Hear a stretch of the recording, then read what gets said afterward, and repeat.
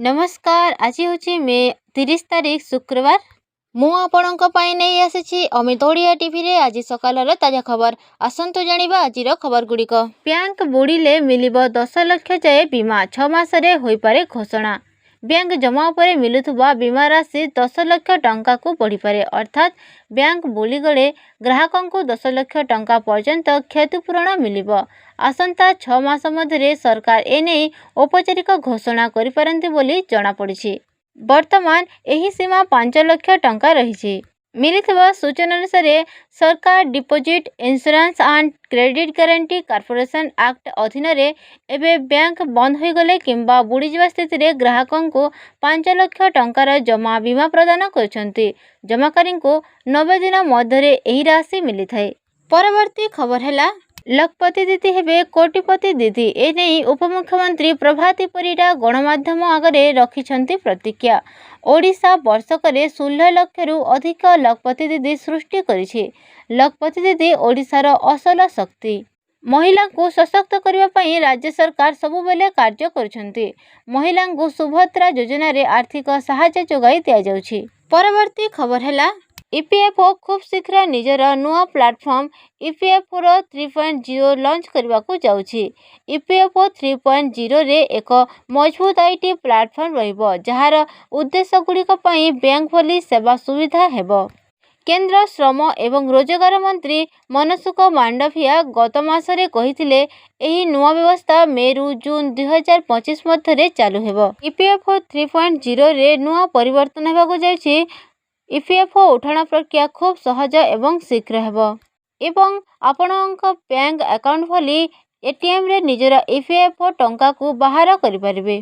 यह सहित घरे बसी ऑनलाइन रे निजर खातार सूचना सठिक करि परिबे जोंथिरे फॉर्म भरिवार चिंता शेष हेबो। परवर्ती खबर है शिक्षा विभागर कड़ा एक्शन। 2 प्रिंसिपाल और 5 शिक्षक निलंबित। मिलिथिबा सूचना अनुसार बरगढ़ जिला पद्मपुर बांधुपाली ओडिशा आदर्श विद्यालय और पद्मपुर पब्लिक स्कूल रे माल प्रैक्टिस घटना रे होइछि बड़ एक्शन। एही घटना रे 4टी ओडिशा आदर्श विद्यालय 2 जन प्रिंसिपाल को सह 5 शिक्षकों को निलंबित करिसेंती राज्य सरकार। गत 13 तारीख रे सीबीएसई शिक्षार्थी परीक्षा फल बाहरी बेले बरगढ़ जिलार 6टी स्कूल 1185 जन छात्र छात्री परीक्षा फल बाहरी नथिला, जहाको नहीं बरगढ़ जिलार उक्त स्कूल गुड़िकर छात्र छात्री और अभिभावक असंतोष प्रकाश करथिले। परवर्ती खबर है रॉकेट बेगरे हेबो फाइल काम 6 स्तर रे नुहे एबे 3 स्तर रे बाजिबो मोहर।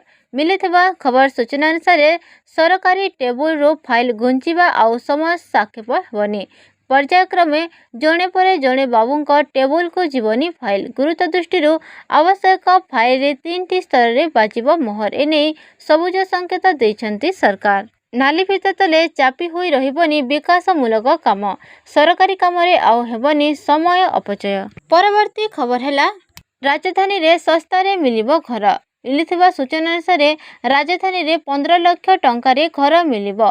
गृह नगर उन्नयन विभाग प्रयास रे एहाको तैयारी कराजिबो। विभिन्न घरोई क्षेत्र सहयोग रे एही सस्ता घर तैयारी हेबो। 15 लाख टंकारु नहीं 50 लाख टंकारे अलग अलग वर्ग पाई घर रहिबो। एने गृह एवं नगर उन्नयन मंत्री कृष्णचंद्र महापात्र सूचना दैछंती। भुवनेश्वर सहर रे सुलभ मूल्य रे घर जोगाई देबे राज्य सरकार। एमआईजी एलआईजी 1 एमआईजी 2 घर देवे सरकार। परवर्ती खबर है स्मार्ट हेबे अंगनवाड़ी कर्मी। गतकाली लोकसभा भवन स्थित मान्यवर उपमुख्यमंत्री परिडांक कार्यालय रे महिला और शिशु विकास विभाग विभिन्न कार्यक्रम संपर्क रे एक समीक्षा बैठक अनुष्ठित हो जाइछि। एही कार्यक्रम रे राज्य महिला आयोगर नूतन वेबसाइट ढांचा प्रस्तुतिर समीक्षा करने सह महिला आयोगर न्यूजलेटर उन्मोचन करिसेंती।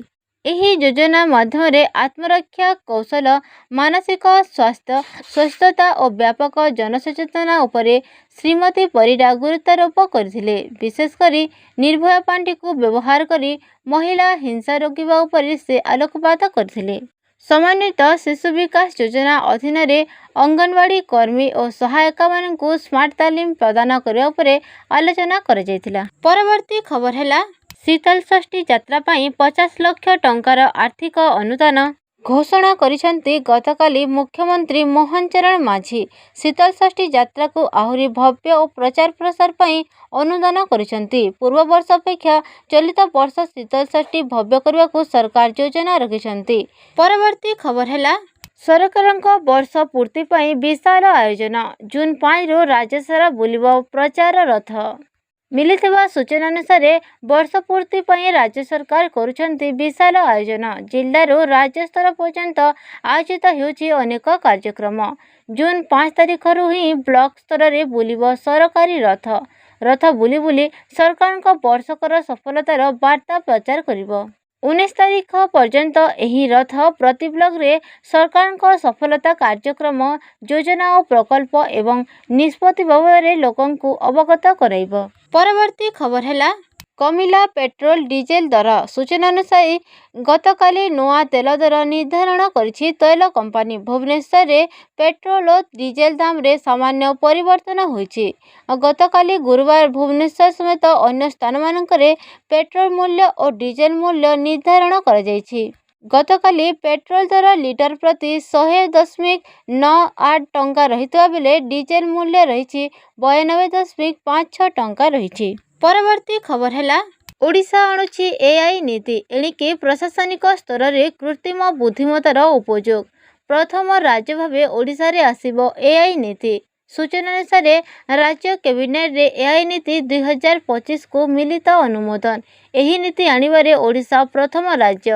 ଏଆଇ ନୀତି ପାଇଁ ବଜେଟରେ 20 କୋଟି ପ୍ରାବଧାନ ରହିଛି। ଆବଶ୍ୟକ ପଡ଼ିଲେ ସପ୍ଲିମେଣ୍ଟାରୀ ବଜେଟରେ ଅର୍ଥ ବଢ଼ିବ ବୋଲି ଆଇଟି ମନ୍ତ୍ରୀ ମୁକେଶ ମହାଲିକ କହିଛନ୍ତି। ଏହା ଏକ ଓଡ଼ିଆ ସର୍ଚ୍ଚ ଇଞ୍ଜିନ୍ ଭାବେ କାମ କରିବ।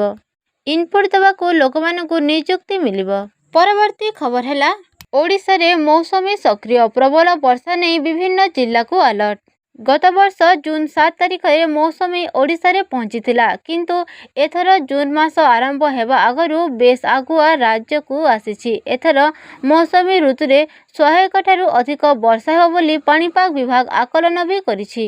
30 ତାରିଖରେ ସୋନପୁର, ସମ୍ବଲପୁର, ଝାରସୁଗୁଡ଼ା, ସୁନ୍ଦରଗଡ଼, ଦେବଗଡ଼, ବଲାଙ୍ଗୀର, ବୌଦ୍ଧ, ବରଗଡ଼, ନୂଆପଡ଼ା, କଳାହାଣ୍ଡି, କନ୍ଧମାଳ, ନବରଙ୍ଗପୁର, ପୁରୀ, ନୟାଗଡ଼, ଖୋର୍ଦ୍ଧା। ଓଡ଼ିଶାରେ ମୌସୁମୀ ସକ୍ରିୟ। ପ୍ରବଳ ବର୍ଷା ନେଇ ବିଭିନ୍ନ ଜିଲ୍ଲାକୁ ଆଲର୍ଟ। ଗତ ବର୍ଷ ଜୁନ୍ 7 ତାରିଖରେ ମୌସୁମୀ ଓଡ଼ିଶାରେ ପହଞ୍ଚିଥିଲା, କିନ୍ତୁ ଏଥର ଜୁନ୍ ମାସ ଆରମ୍ଭ ହେବା ଆଗରୁ ବେଶ୍ ଆଗୁଆ ରାଜ୍ୟକୁ ଆସିଛି। ଏଥର ମୌସୁମୀ ଋତୁରେ ସ୍ୱାଭାବିକଠାରୁ ଅଧିକ ବର୍ଷା ହେବ ବୋଲି ପାଣିପାଗ ବିଭାଗ ଆକଳନ ବି କରିଛି। 30 ତାରିଖରେ ସୋନପୁର, ସମ୍ବଲପୁର, ଝାରସୁଗୁଡ଼ା, ସୁନ୍ଦରଗଡ଼, ଦେବଗଡ଼, ବଲାଙ୍ଗୀର, ବୌଦ୍ଧ, ବରଗଡ଼, ନୂଆପଡ଼ା, କଳାହାଣ୍ଡି, କନ୍ଧମାଳ, ନବରଙ୍ଗପୁର, ପୁରୀ, ନୟାଗଡ଼, ଖୋର୍ଦ୍ଧା, ଗଞ୍ଜାମ ଓ ଗଜପତିରେ ଘଡ଼ଘଡ଼ି ସହ ପ୍ରବଳ ବର୍ଷା ହୋଇପାରେ ବୋଲି ପୂର୍ବାନୁମାନ କରାଯାଇଛି। ପରବର୍ତ୍ତୀ ଖବର ହେଲା, ଆସିଲା admit card. Union public service commission 2025 ମସିହାର ଇଞ୍ଜିନିୟରିଂ ସର୍ଭିସେସ୍ ପରୀକ୍ଷା ପ୍ରିଲିମ୍ ପାଇଁ ଆଡମିଟ୍ କାର୍ଡ ପ୍ରକାଶ କରିଛି। ଏହି ମର୍ଯ୍ୟାଦାଜନକ ପରୀକ୍ଷା ପାଇଁ ପଞ୍ଜୀକରଣ କରିଥିବା ପ୍ରାର୍ଥୀମାନେ ଏବେ କମିଶନର ଅଫିସିଆଲ ୱେବସାଇଟ୍ upsc.gov.in କୁ ଯାଇ ସେମାନଙ୍କର ଆଡମିଟ୍ କାର୍ଡ ଡାଉନଲୋଡ କରିପାରିବେ। ଏହି ପରୀକ୍ଷା 8 ଜୁନ୍ 2025ରେ ଦେଶର ବିଭିନ୍ନ କେନ୍ଦ୍ରରେ ଅନୁଷ୍ଠିତ ହେବ। ଆପଣମାନେ ଏହି ଭିଡ଼ିଓଟି ସମ୍ପୂର୍ଣ୍ଣ ଭାବେ ଦେଖିଥିବାରୁ ଆପଣଙ୍କୁ ମୋର ବହୁତ ବହୁତ ଧନ୍ୟବାଦ।